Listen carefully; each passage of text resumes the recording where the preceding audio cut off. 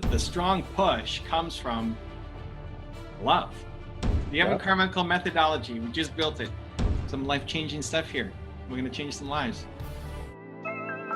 I'm dreaming, oh, I believe in this dream I've been dreaming, oh, I'm dreaming, oh, I believe in this dream I've been dreaming, oh. Ladies and gentlemen, Mr. Hank Norman, this is it. I gotta get to 10 million subscribers. He's gonna help me. We could go in two directions here. In planning on like how I can get Hank Norman's advice, I sent you the interview I did with Tom Bilyeu. That's a different side, not so much coaching, although we did talk about it a little bit in that video. But also, you coached him, in all fairness. Okay. Well, what do you think? Good. If you look at the comments, even people are like, "That's good." Like they recognize, like you are. Obviously, Tom says it. Somebody in the comments saying it. You are always like the nature of your business is your coaching. Even when you tore Tom apart and said the things that were wrong with him, and before you guys became friends or whatever, he's smart enough to understand it comes from that mindset of, oh, that's coaching. Someone being critical is a coach because they're saying, this doesn't work for me. So you have that. What Tom made perfectly clear, saying what he knows about you is, you are a natural born coach and you're constantly doing that. And you did an amazing job with him, getting him to see things. What's interesting is your process is the Evan Carmichael process.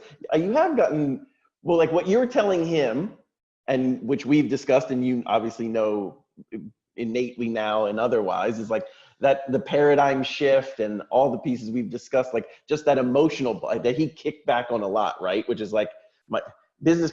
This is what he didn't cop to, and you didn't say it because, and it's what we've talked about. He's like, oh, I was so busy solving people's business problems that it made a boring show. Yeah.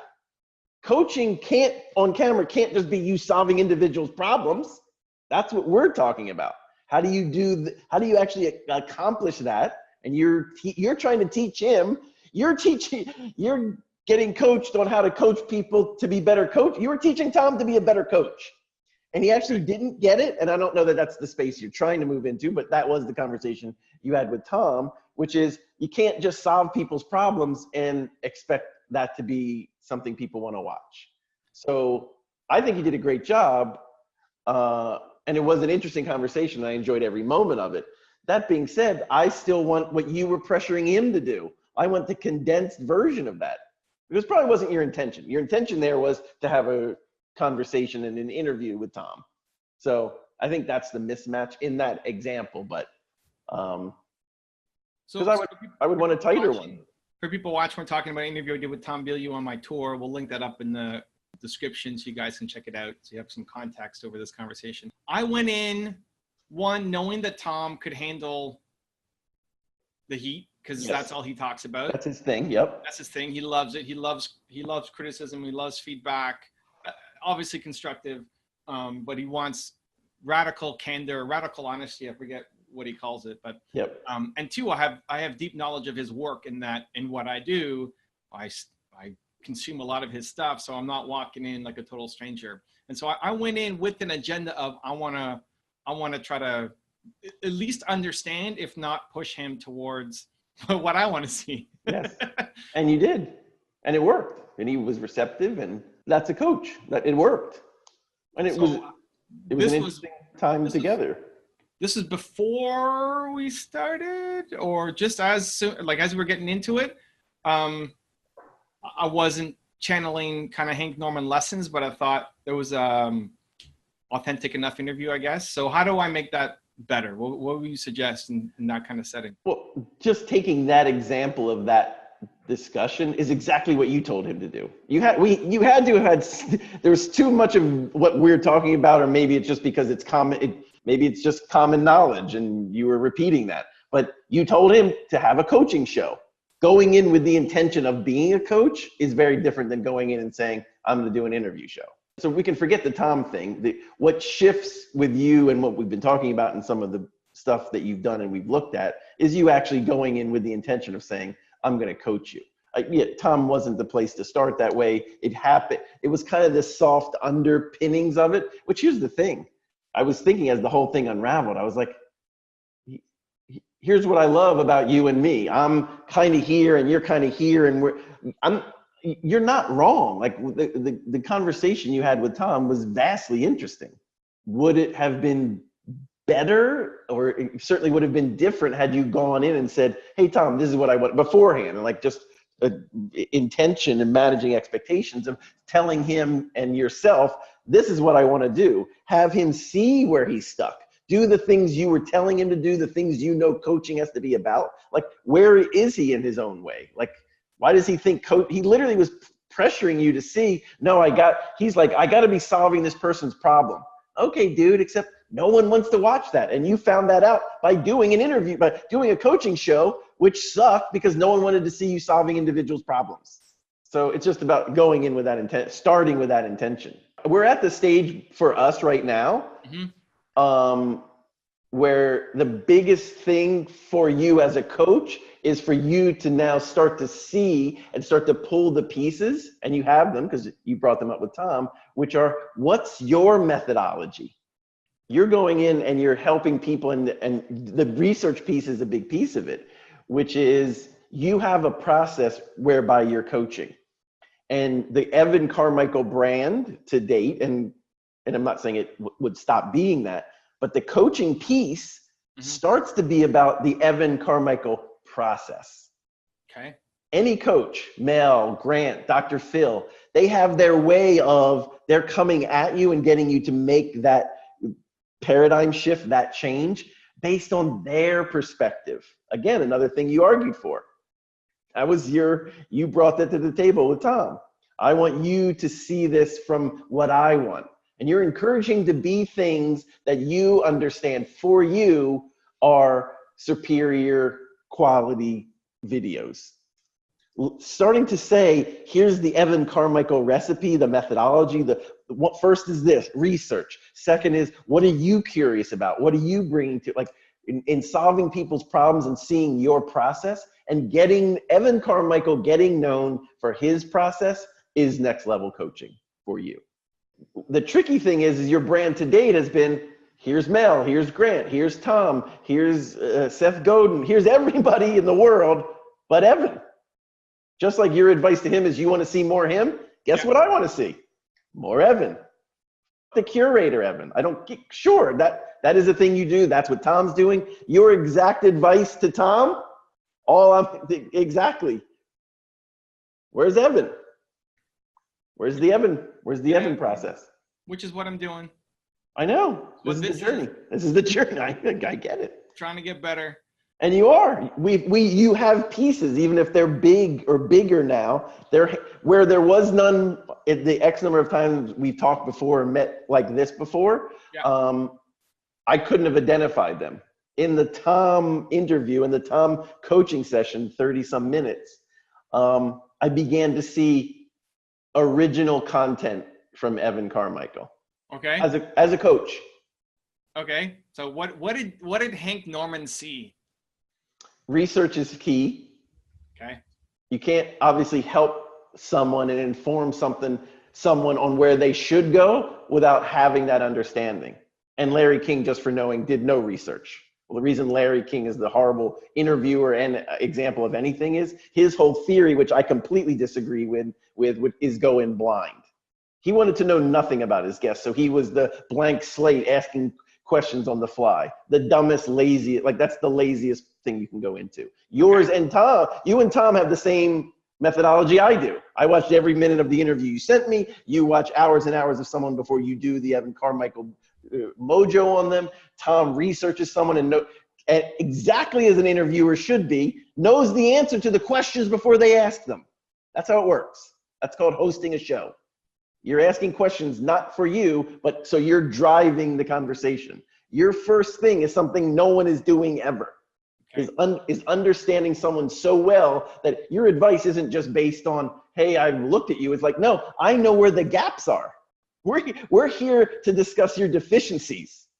Like my biggest advice, and it made sense with the conversation with Tom, what I would get rid of in a coaching conversation is you have a very nice demeanor and you always say, I think. Okay. It's anything you're saying and you're saying, I think, that's Okay. the actual answer. It's just, here it is. Okay. This is what you have to do. And so the first Evan Carmichael piece is research, is getting people to lay themselves, their process, their thing, whatever it is you're helping them with, you and them have to understand it. All the pieces have to be on the table. You do your homework with media figures because that information is available because of the internet. Someone comes in with a business thing, the top of a conversation, we've had this conversation before, is you have to learn with me. That's the biggest difference. The thing you and Tom didn't talk about, the thing that Larry King knows nothing about, the thing that a coaching session is about, if you haven't had time or if it just isn't part of, like, it's not really how coaching works, right? Someone comes to you with a problem and you learn about them as we all do. Your job in that top moment is the research piece. Getting their story, and what we've talked about is the emotional story.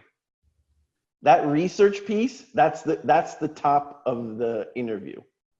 The second thing that Evan Carmichael does is he's very heart-centric. Wow. All right. Yeah. You're telling Tom what lit you up about him, and you're telling him to follow through on the things that light him up. You have rightly so, intuitively and based on your life, tapped into your understanding of how to articulate what's important to everyone, which is, what are you passionate about? What do you care about? What brings you joy? What sparks joy? And so maybe the riding in the Uber part is a part he really likes, and maybe it's not needed, but maybe that is the piece. Maybe he I kind of think there's a piece of him that likes that piece. Like the reason he wasn't like, you're right, I could ditch it was, yeah, there's something about him was holding on to that. Okay. Because I think that he likes that. I think he likes that construct.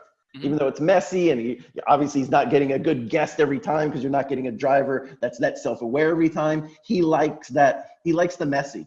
He doesn't mind that. He wants to ride in an Uber and he wants that organic nature of unfolding for him. He likes. And so that works for him. And sure, is he discovering that it's a waste of time? Of course it is. Should he just be in a chair? He's like, then how do we cast people? Yeah, it's called casting. That's what you do. You cast people. I mean, what's the conversation? You just solve the problem in your complaint. Yeah, it's called casting. And you solved it. You said, yeah, you look at videos. Yeah, it's called casting. But that idea of you allowing people and encouraging people to act in their heart and what their passion is, that's the second biggest Evan Carmichael piece that I took from that. Okay. That's it? 1, 2? Yeah, 1-2 punch. Wow. Well, what's next? So I can be heart-centric and find the thing, but then what? That's what Tom's struggling with too, that we all are as on-camera coaches. How do you start doing the thing or approximate the beginning of the thing?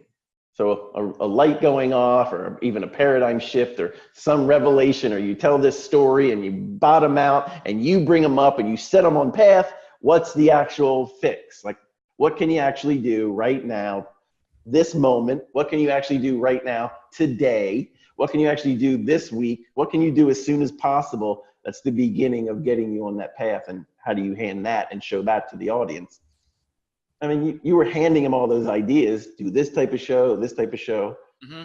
And because he's busy trying to better himself, he's like, yes, my wife wants to produce that. Like his answers were always akin to what you're saying. He's like, oh, funny that you should say that, because he's trying to figure that out. But that's the third step, right? The execution.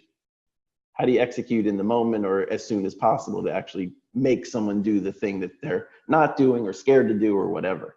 Okay. As you were talking, mostly on the second point, I'm like, you know what? Hank Norman is a very special individual. Okay. What does that mean? It's just nice. You're different and creative and wild, and it's a different injection that, most people don't get into their daily lives. I like it. Thank you. I think you're the same for many people. And I think Tom recognized that you're that for him.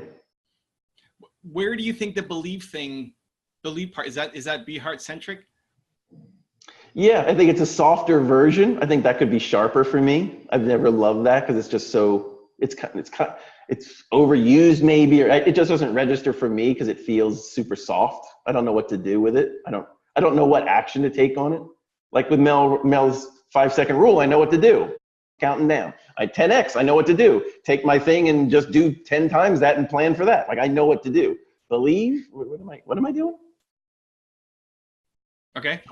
Sure, but it's just soft. It's like, sure, it's like, it's airy, it's motivational.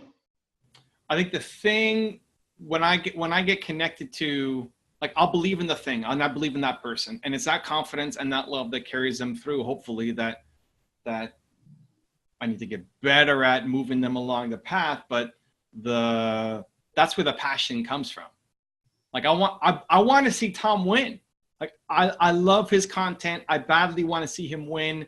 It's like, just like you last month when we talked, it's like, I want to see Hank win. Like if you don't go off and find joy, it like hurts me emotionally. So I can make a connection with somebody, but then the thing that, as you called out last time, leaned in very heavy on the push and the positivity and not meeting you where you were. It comes from a place of like, I love you and want to see you win, right? Like I'll feel it from that person, and I need them to win. I need them to see what I see in them. I think that's the first time I'm hearing you say it that way. What? I love you. This matters to me. This is important to me. The heart, more verbalizing the heart-centric approach of Evan Carmichael rather than disguising it as the rough and tough coach. Okay, you think I disguise it as a rough and tough coach? You used to. I think you've changed radically. Okay. I think the strong push comes from love. Comes from like, I believe in you more than you believe in yourself right now, and I need to carry you through. And what sparked this whole thing is like, Hank, help me get better at doing this because I'm struggling. I'm suffering like emotionally. Like somebody walks away without making a change, I'm emotionally impacted. And I don't think I've ever heard you talk about it with such personal conviction, like where your heart is. Like you're using that language more now. You know where it comes out? It comes out, I'll often challenge somebody on something, and then they'll say, when they get defensive or when they get hard, like I'm trying, like they push back and get defensive, or they feel like they're being attacked. They feel like I'm attacking them, and then I'll come. Then the softer side will come out, be like, "What do you, dude? I love you. Like I want you to win. This is because I see so much greatness in you." That's the base. It's all based off of that. That's the base level that we already have. I'm already coming in assuming that. So that's in the process where it typically has come out later on. At some point, I'll push them too far and they get defensive, and then that's when the love comes out. So maybe it should be sooner. I don't know. Yes, Hank said yes. It should be sooner. Yeah. You use the word assume. We all know from watching television for decades what you can't assume. Yeah. The point is not to assume. The point is to actually make that connection with somebody. Let them know that you're back to maybe the first conversation we had about this in your journey, which is you're holding that emotional space for someone to make them feel safe and comfortable and be able to explore where their faults are. And if you're not letting them know that you're holding that space for them, then it's kind of hard to coach somebody to move into a new realm and risk even more when they're not there. Sure, you're there for them emotionally and otherwise. So if we're talking about creating a Evan Carmichael process, which I like,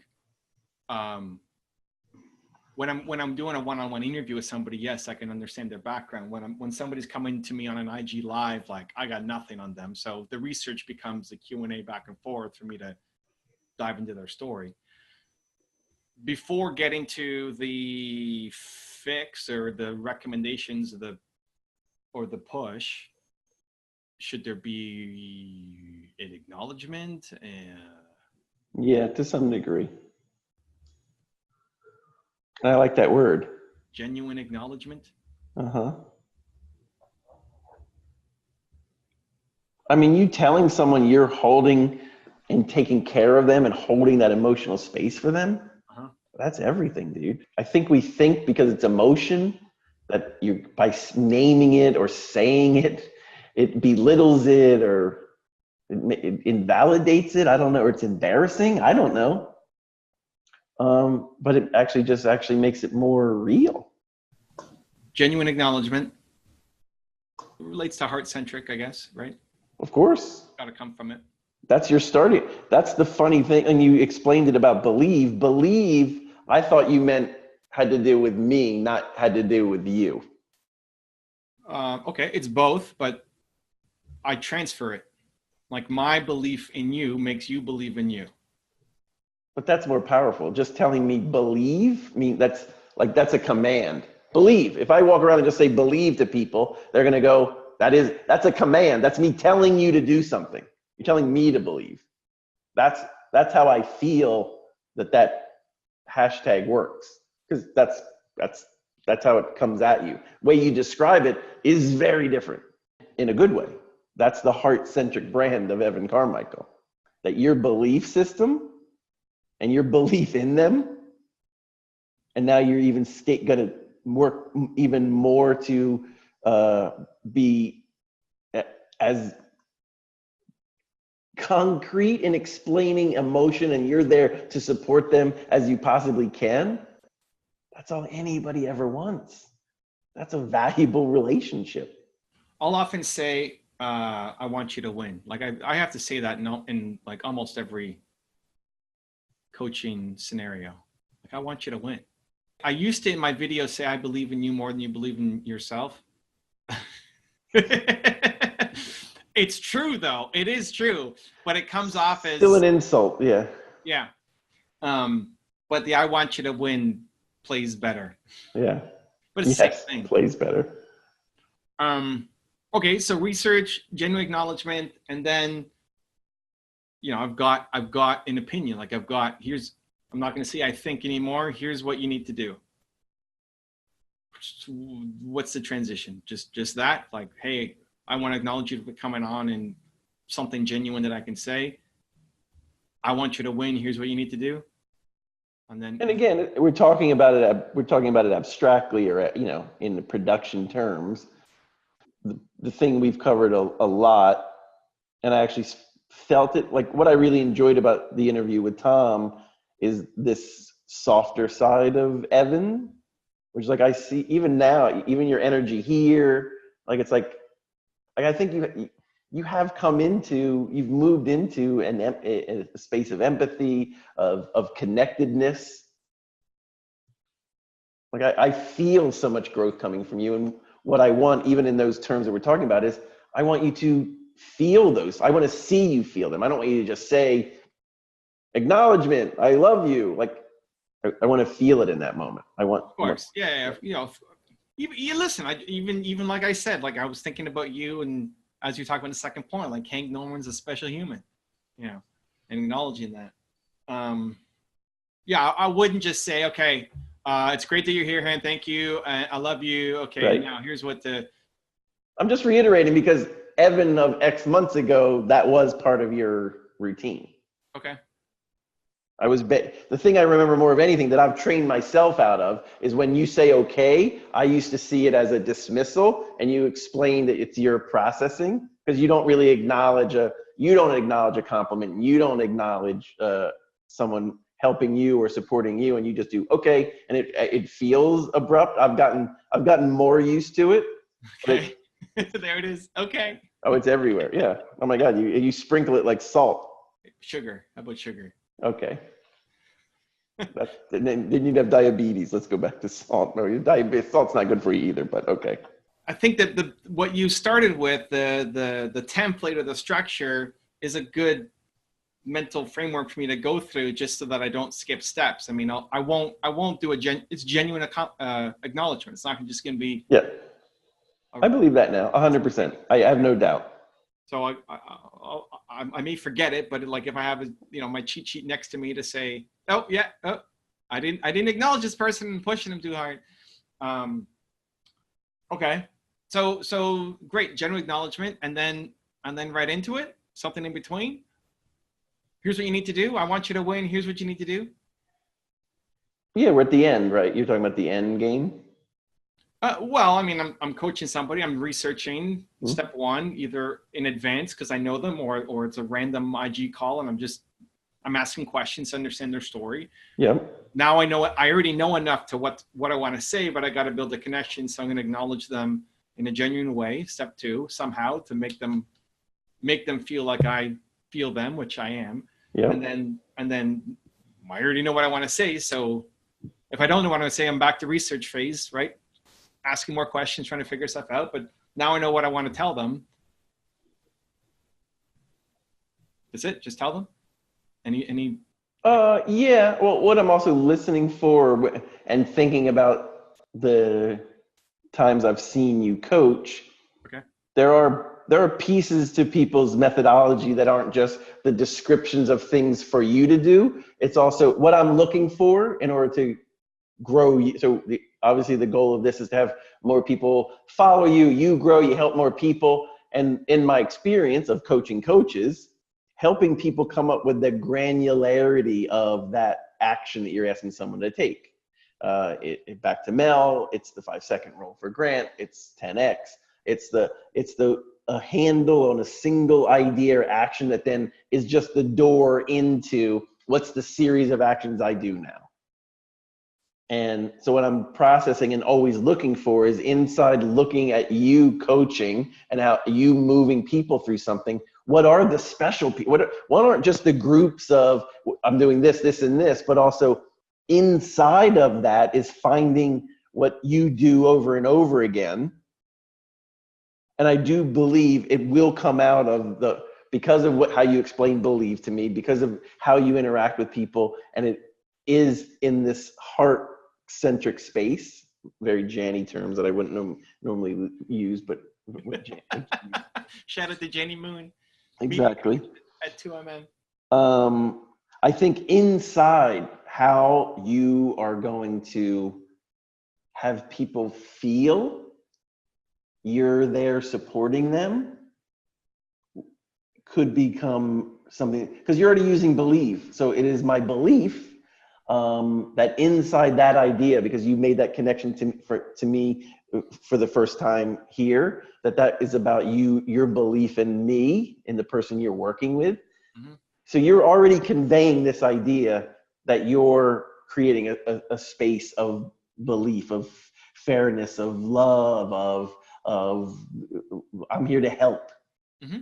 And in defining that even more of how to do that, and maybe it's turning it and saying, how do you get someone to do that for themselves is the brand defining version of who is Evan above the curator of all people. He's also this person for these people. So now look at it.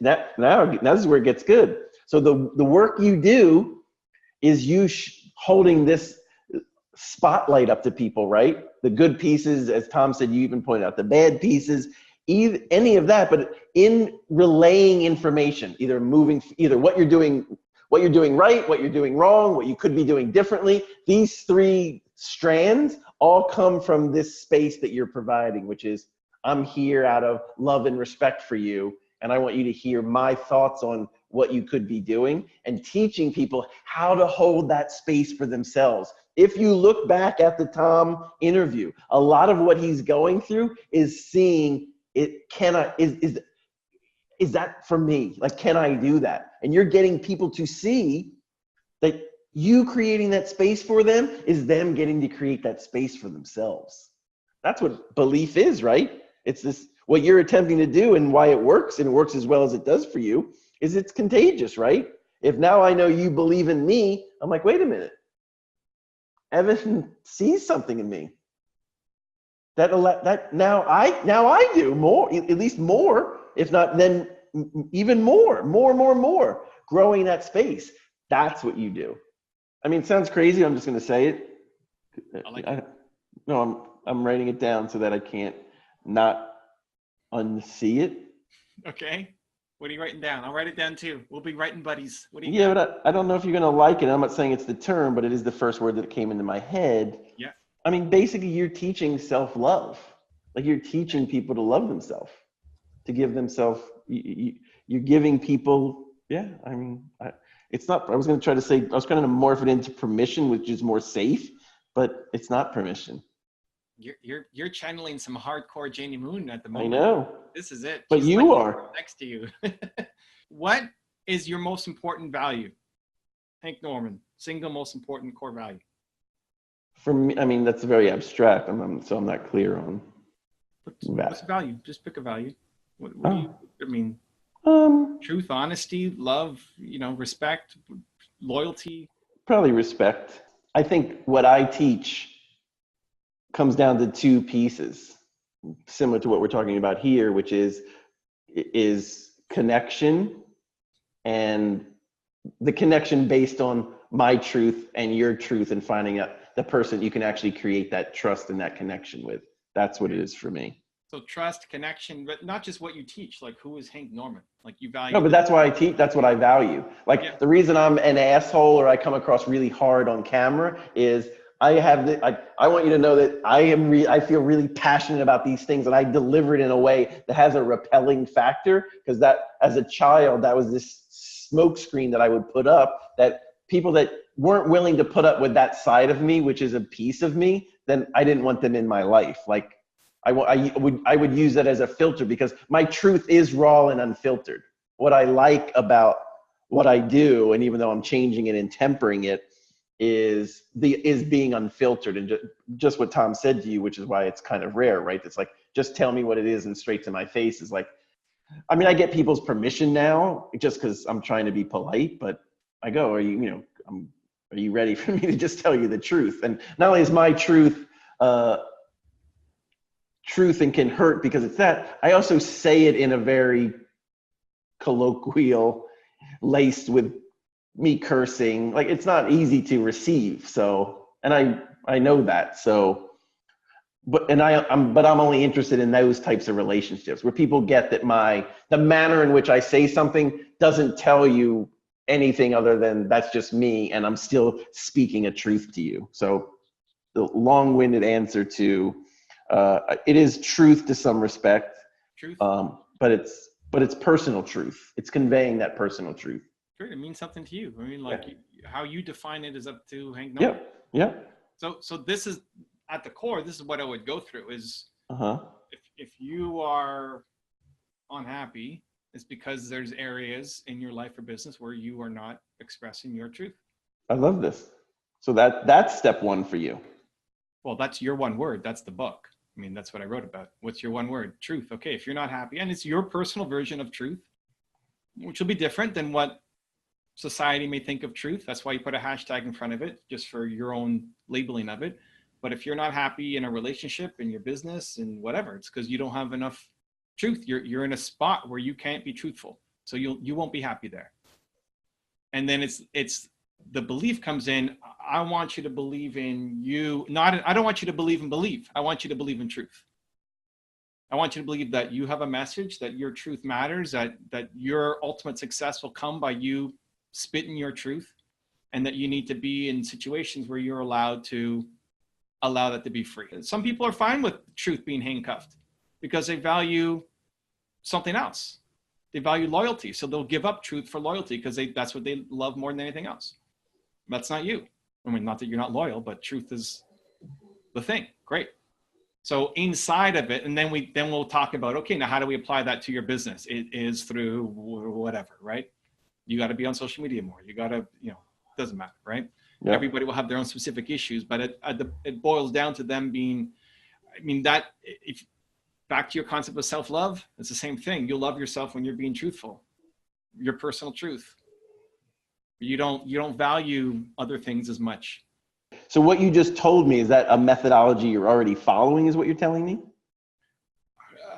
Not structured, but if I had to, it came out because you said, what's the one thing? If there's one thing that comes up that's not tactics. It's not like you need to post 5 times on Instagram, right? Or solving the specific problems you need to, what's consistent across everybody. It's that process of figuring out who you are, your most important core value. And then from there, which is looking at the book that we're working on next, is your purpose comes from your pain, and then how to go off and solve it. So it's like a who, why, how process. Who is your one word, your most important core value, how or why your purpose comes from your pain, and then how becomes however you got out of it is a recipe for the people to get out of it too.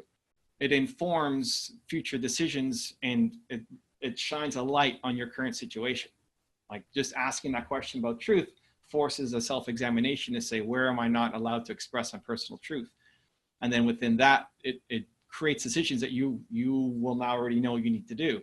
And then my belief in truth allows the person to go off and do the thing.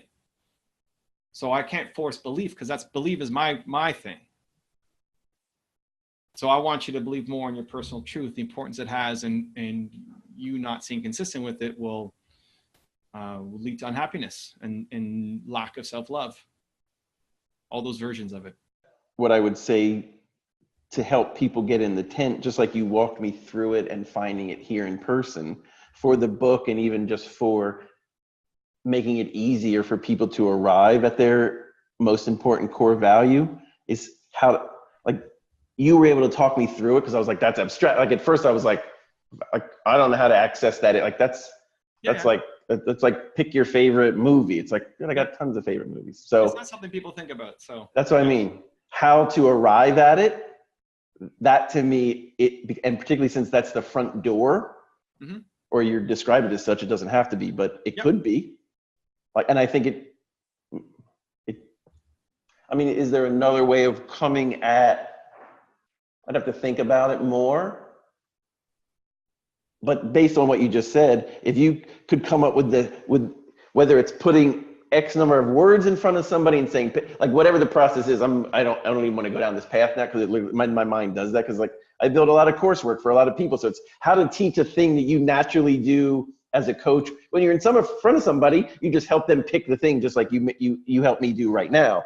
How to have people do that when you're not sitting in front of them, when you're not actively working with them. That way of tricking people into doing it, getting people to do it, they're so helpful, because you'll use them yourself in the moment to be like, just do that. Like, then it becomes a process. If somebody can go do what you're asking them by themselves, if you can hand them that process, you have obviously you have a process that works with you there or not with you there. And it makes you identifiable. That's how Mel arrived at the 5-second rule. When Mel and I were working together from 10 years ago till 8, however long we were together, what she is made into that book started with her and I talking about an idea, that very same idea. At that moment, we were writing it, and I have all the notes, and we were like, we're calling it yellow light training.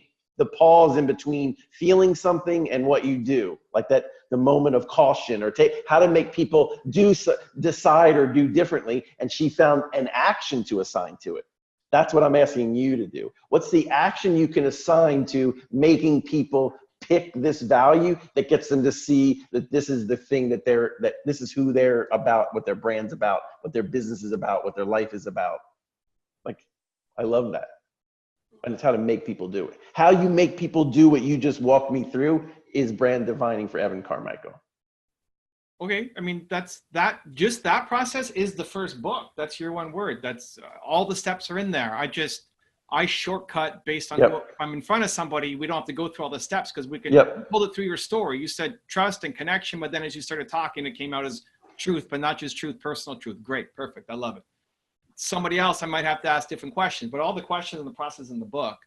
The next book is talking about who, why, how, which is what I ended up doing across my whole tour, helping people through this process. And then you ask them, like the second part, the why, what's the most painful moment in your life? And then they answer.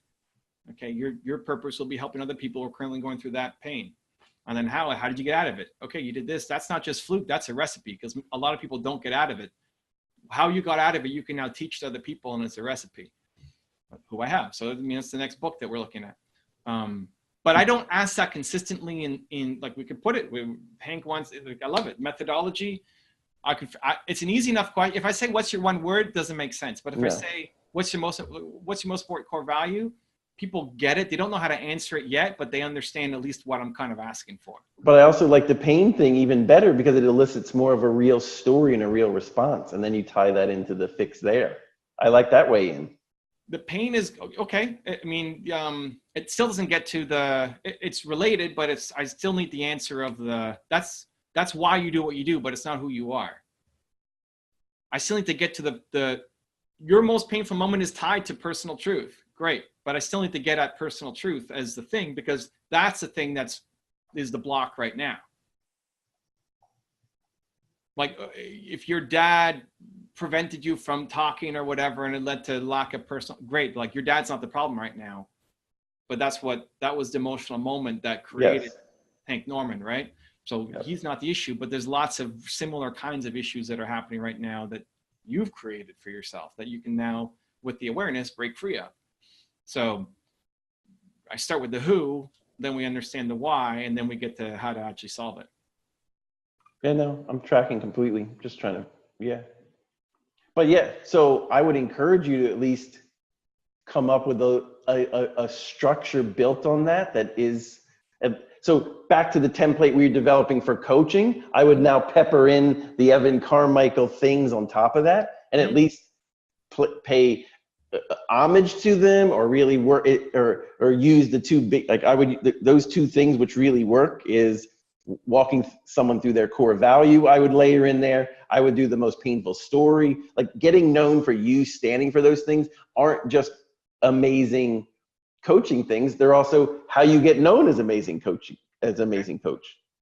So if we have research is key, then genuine acknowledgement, where would you put find your core value? Would you put that before the acknowledgement or after?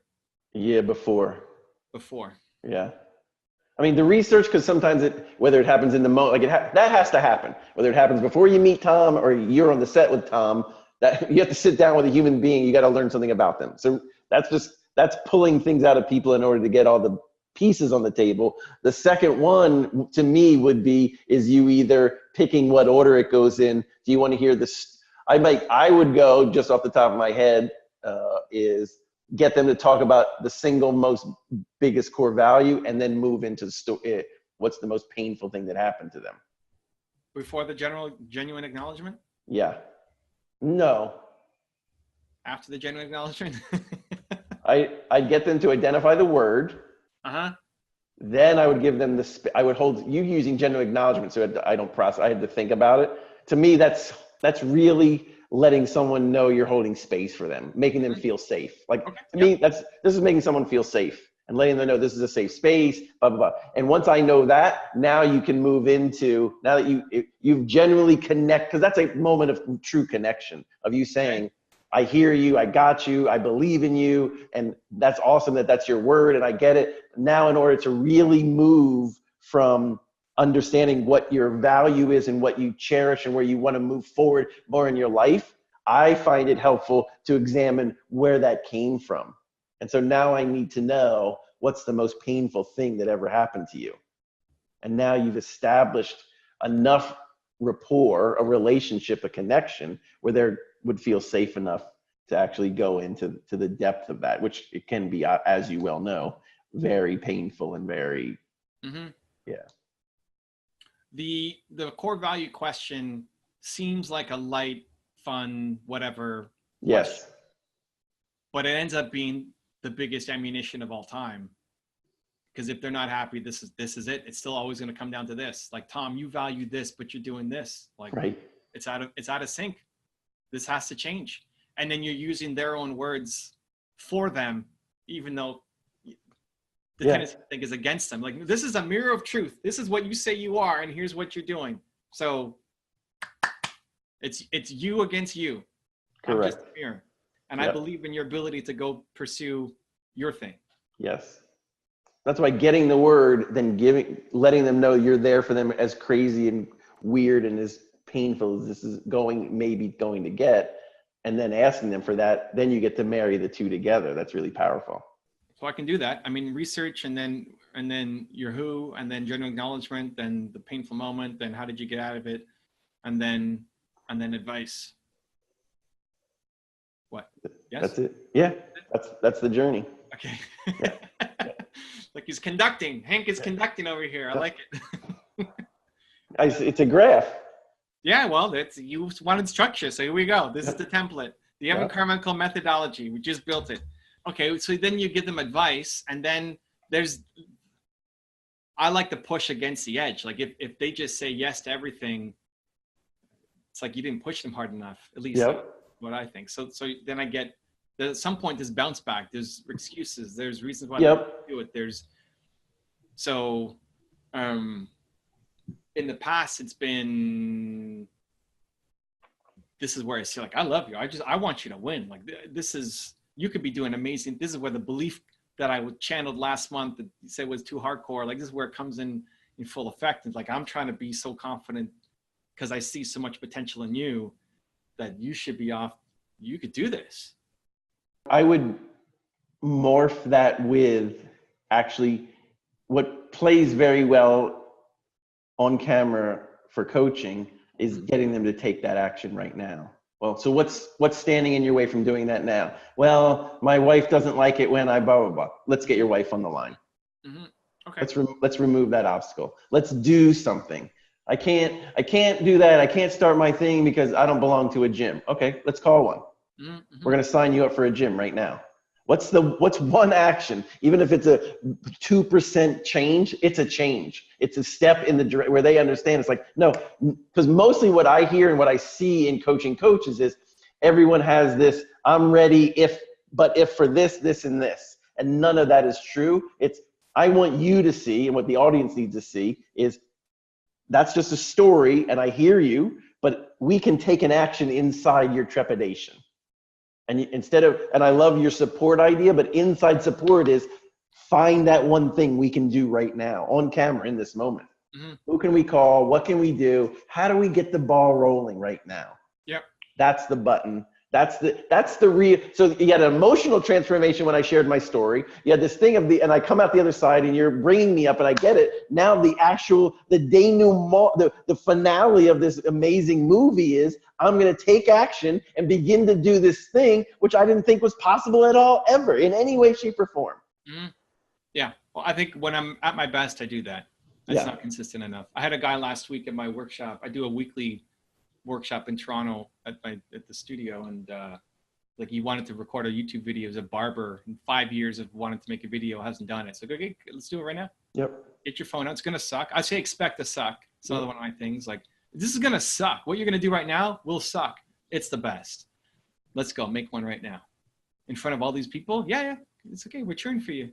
And so he talked. And I know we've had this conversation before, whether it's here or otherwise, I always remember it. That's why I constantly repost, and by constantly, maybe once every other month or something, the video of you walking outside making a video. Because you were like, that's dumb, or I'm not doing, whatever your reason for that not being a thing you should do, and then you did it. To me, that to me is that moment where Evan did a thing that he didn't think was something he could do or should do, and you did it anyway. That's the moment of change. That's why maybe it's just for me personally. I think you also do talk about it in the video. Mm-hmm. So it's like, that's the real moment of transformation. That's you going, I didn't see the power in this, or I didn't understand, but now I'm doing it. Now you started to embody the change as you were actually doing the thing you loathed to do. Okay. I like it. Yeah. I tell them expect to suck because they expect it to 100%. Be good. Like, that's the problem. Yep. Okay. Then they do it and then celebrate. Yeah, we're done. Yeah. All right. There it is. There it is. Carmichael coaching methodology, step by step. Courtesy of Hank Norman. We pulled it out of that brain. Out of your brain. I think I do pieces of this, but I'm just looking at the list. It's not consistent across the board. So this at least gives me a framework to try to be consistent, and I have something to gauge my success against. Yeah, man, appreciate it. This is good. This is some life-changing stuff here. We're gonna change some lives. And literally, Evan, seriously, if you can receive this, it would be awesome. The videos I've seen, lives, you working with people, and the connection and the empathy you have now, to me, is day and night to not just when we met, but also even just this short journey that we've been on. Your capacity for change and growth is amazing, and hats off to you. Appreciate it, man. I think our last conversation, your patience and like sitting with me through that, and then you know what, for the past 10 minutes I've just been waiting for you to change, and you haven't come at it in a different angle. Helped. And you helped me. To answer your question, I have gone through so many places. Like, there isn't a day that doesn't occur to me now. Okay. Of what? Of I joy? find joy. Yep. I've been more joyous because you made me aware of I wasn't finding it, even though it was happening. But I found the moments, and I would name them between me and my daughter, me and work, and creating that spark and that change. What I just relayed to you is almost a byproduct of that moment we had together, of finding what I like about my job and saying that does light me up. It has been very helpful. So it's time for the last step, Hank. Sure. You gotta celebrate. Right? High five to Hank right there. Cool, man. Well, thank you for the love. And yeah, this is good. This is gonna, I'll work it. I'll work it. I know you will. Yeah, I got some practicing to do, but this really helps. No one does it better than you. Well, I don't know about that, but. No one works harder and is more driven and directed to coming up with a system that nobody. Maybe. Okay, I'll take that one. Yes. Cool, man. Thank you for Thanks, the love. Eddie. You got it, man. Later. Cheers. If you want to see the last one-on-one I did with Hank, it got pretty emotional. The link is right there next to me. I think you'll enjoy it. Continue to believe, and I'll see you there. Everyone has this fear of being judged, of not being prepared, of wanting to get it right.